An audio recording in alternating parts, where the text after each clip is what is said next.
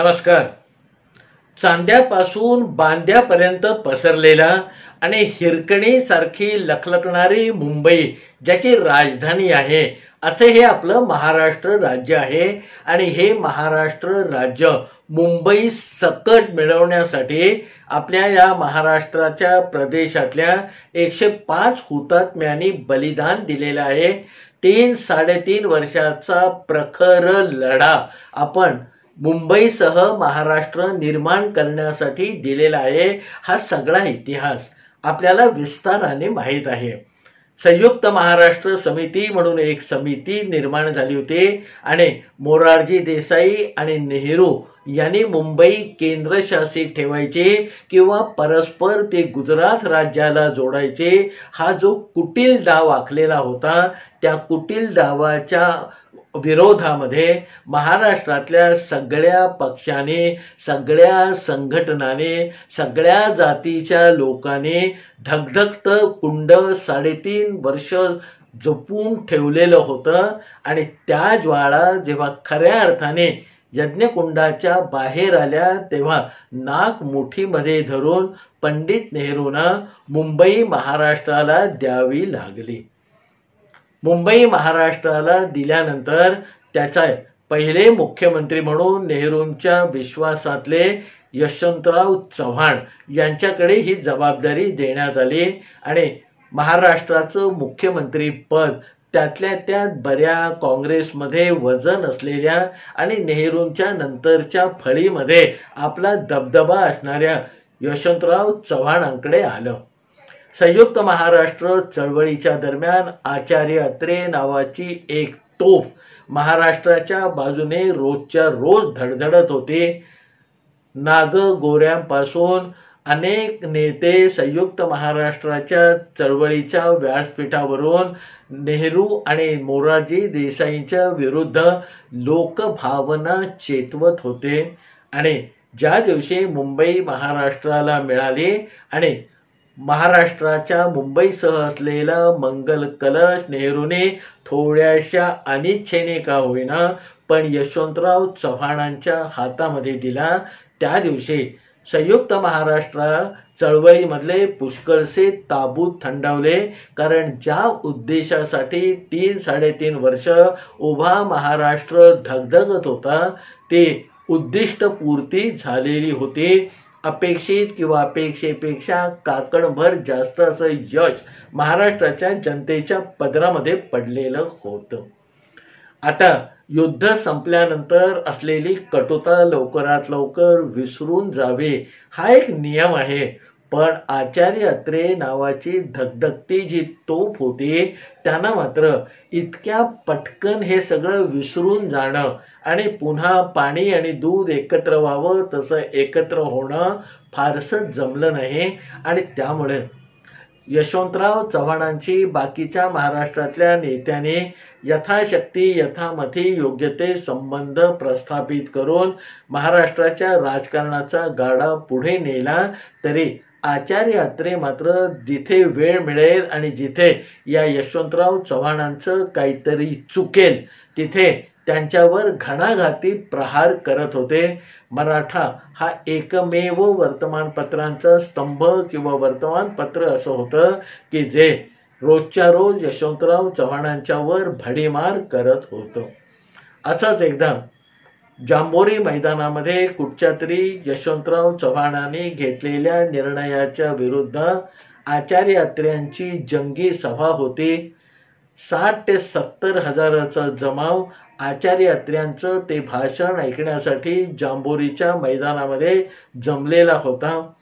आचार्य अत्रे म्हणजे मागचा पुढचा विचार न करता किंवा याचे आपल्यावर काय गंभीर वाईट परिणाम होतील याची तमा न बाळगता धडाधड धडाधड धडाधड एकामागून एक वार करणारे आणि अतिशय जिव्हारी लागतील अशा कोट्या करणारे खंदे वक्ते म्हणून तोपर्यंत महाराष्ट्राला परिचित झालेले होते. आणि अशा आचार्य अत्र्यांचं यशवंतराव चव्हाणांनी केलेल्या कुठच्या तरी कागाळीबद्दल विरोधामधलं भाषण ऐकण्यासाठी जांभोरी मैदान तुडुंब भरलं होतं.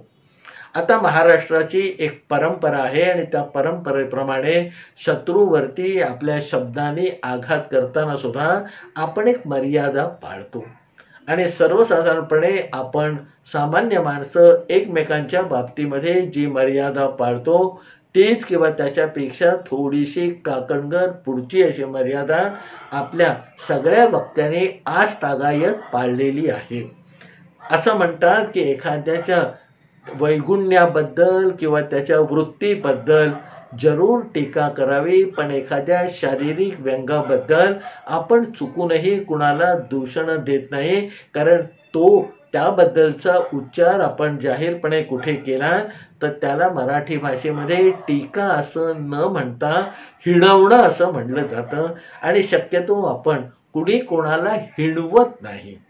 टीका करतो, चौफेर टीका करतो, वाग्बाण झाडतो, पण हिणवणं या गोष्टीपासून आपण सर्वजण स्वतःला 2 पावलं मागेच ठेवत असतो.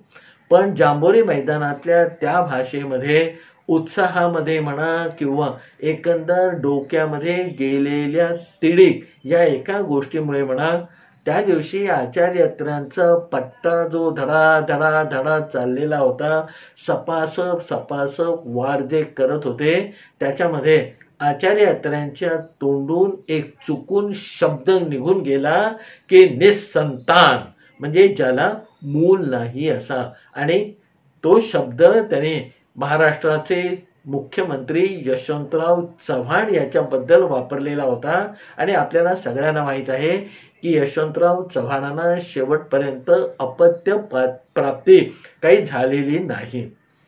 आता समोर बसलेल्या मैदानामध्ये जमलेल्या काही लोकांना हे थोडंसं खटकलं, पण भर सभेमध्ये थांबून आणि आत्र्यांना याचा जाब विचारण्याचं किंवा ती बाब त्यांच्या लक्षात आणून देण्याचं धाडस मात्र त्या 40-50 हजाराच्या जमावामध्ये कुणालाही झालं नाही.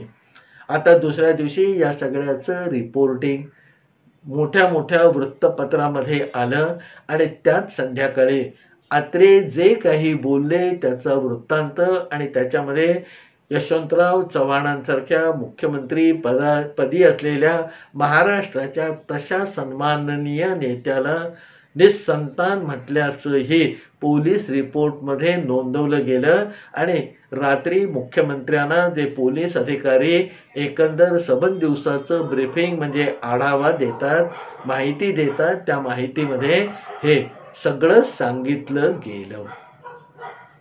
आचार्य अत्रे त्याच भरामध्ये घरी गेले होते.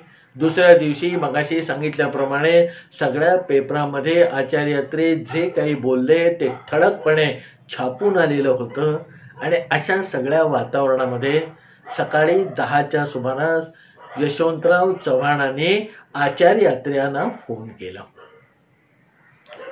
यशवंतराव चव्हाण हे खंबीर किंवा अतिशय धडाडीचं नेतृत्व असलं तरी त्यांचा आपल्या एकंदर मानसिकतेवर फार मोठा कंट्रोल होता. योग्य वेळी योग्य शब्द वापरण्याबद्दल यशवंतराव चव्हाण अतिशय प्रसिद्ध होते आणि भावनांचा उद्रेक त्यांच्या आयुष्यामध्ये कधीही झाला नाही. अशा सगळ्या पार्श्वभूमीचे महाराष्ट्राचे मुख्यमंत्री असलेले यशवंतराव चव्हाणांनी आचार्य अत्रेयांना सकाळी 10 वाजता फोन केला. आचार्य अत्रेयांच्या घरी फोन उचलला गेला. आचार्य अत्रेयांनी सांगितलं, मी अत्रे बोलतोय.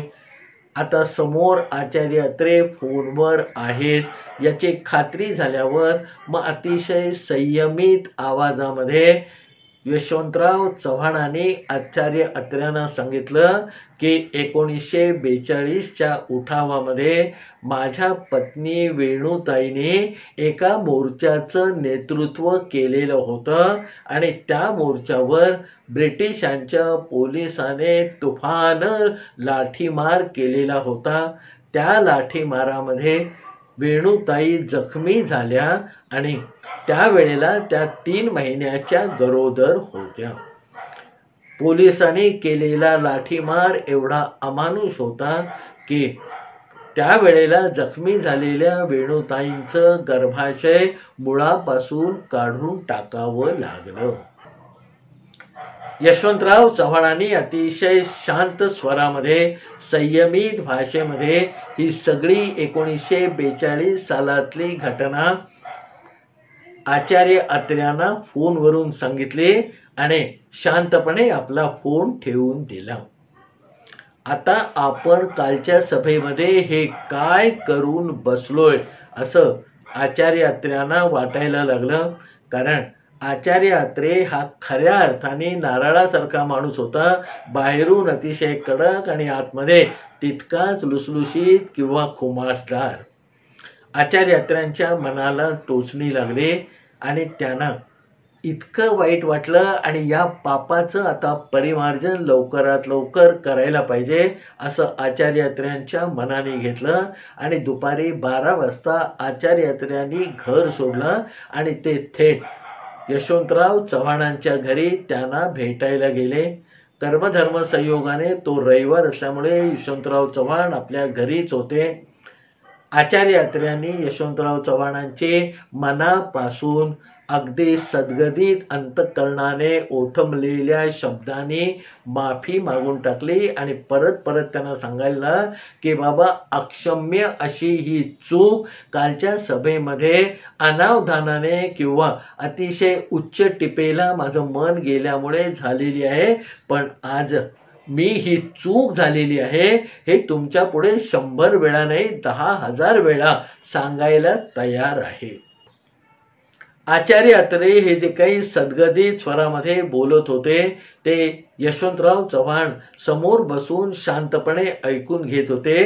आणि त्यावेळेला त्या खोलीमध्ये यशवंतराव चव्हाणांच्या शेजारी त्यांच्या पत्नी वेणुताई चव्हाण उभ्या होत्या. आचार्य अत्र्यांना खूप बोचणी लागलेली आहे. कितीही आपण माफ केलं असं म्हटलं तरी त्यांच्या मनाचं समाधान होत नाहीये हे यशवंतराव चव्हाणांना कुठेतरी जाणवत होतं. ते पुन्हा पुन्हा सोडून द्या, मी माफ केलं असं म्हणत होते. पण आचार्य अत्र्यांची बोचणी काही कमी व्हायचं लक्षण दिसत नव्हतं. तेव्हा मग वेणुताईने पुढाकार घेतला आणि वेणुताई पुढे येऊन आचार्य अत्र्यांना म्हणाल्या की हे बघा अत्रे साहेब, काल जे झालं ते आम्ही विसरून जाण्याचा प्रयत्न करू. आपणही आपल्या मनातून ती गोष्ट काढून टाका. तुम्हाला किती वाईट वाटलेलं आहे हे तुम्ही स्वतः माफी मागायला आलात आणि गेला बराच वेळ सद्गदित अंतःकरणाने आपलं मनापासून माफी मागून झालेली चूक कबूल करत आहात. पण माझ्या दृष्टीने विचाराल तर वेणुताई म्हणाल्या की जर माझ्या दृष्टीने विचाराल तर अत्रे साहेब, कालचं सगळं गंगा म्हणून सोडून द्या. पण आज कालच्या त्या एका कारणामुळे का होईना पण आज माझा भाऊ मला भेटायला त्याच्या घरातून माझ्या घरी आला. वेणुताईंचे हे शब्द ऐकल्यानंतर खऱ्या अर्थाने जो दिलासा आचार्य अत्र्यांना हवा होता तो मिळाला. आचार्य अत्र्यांच्या मनाला लागलेली बोच खऱ्या अर्थाने जर शमली असेल तर ती वेणुताईंच्या या शेवटच्या वाक्याने.